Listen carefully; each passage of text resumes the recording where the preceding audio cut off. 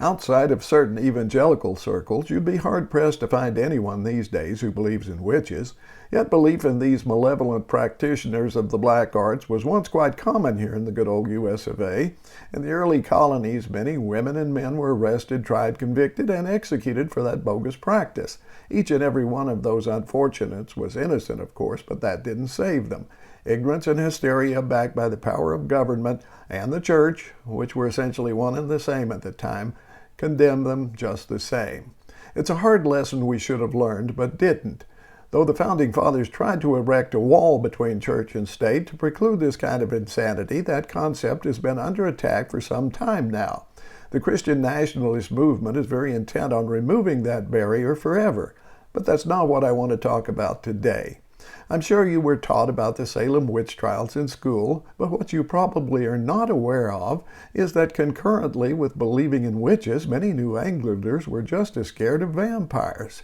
And the fear of vampires continued long after the witch trials were over and done with, amazingly as late as the 1890s.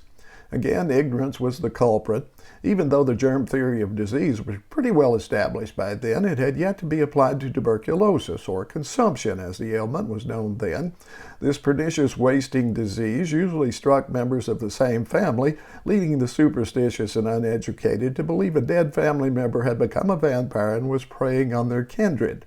The prescription called for digging up recently deceased relatives, and if the corpse appeared fresh, removing the heart and liver, burning them, and mixing the ashes with water to make a tonic for the living. This procedure was followed with the corpse of Mercy Brown of Exeter, Rhode Island in 1892, after several members in the George Brown family had died of tuberculosis. The tonic was given to Mercy's youngest brother, who was also suffering from the ailment, but he died anyway. George Brown, the father, was the only family member never to succumb, and he survived long enough to see a treatment for tuberculosis developed in 1922, just months before his death. Gradually, the fear of vampires faded from the public imagination, which is unfortunate because they're back in a big way. But this time they prey on businesses rather than people.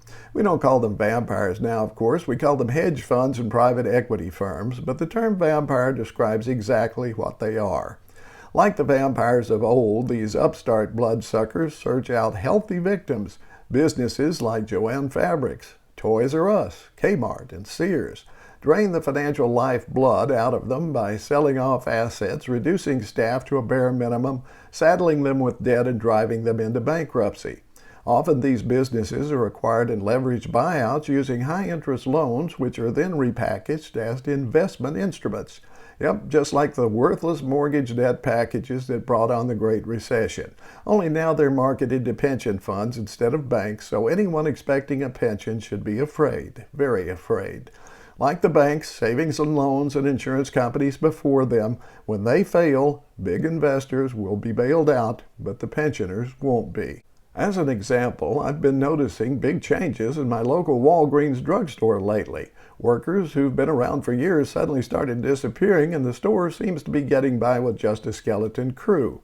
The drive-up lanes are reduced from 3 to only 1, and the clerk behind the pharmacy counter inside now has to handle both the inside and outside traffic, creating long lines in both locations.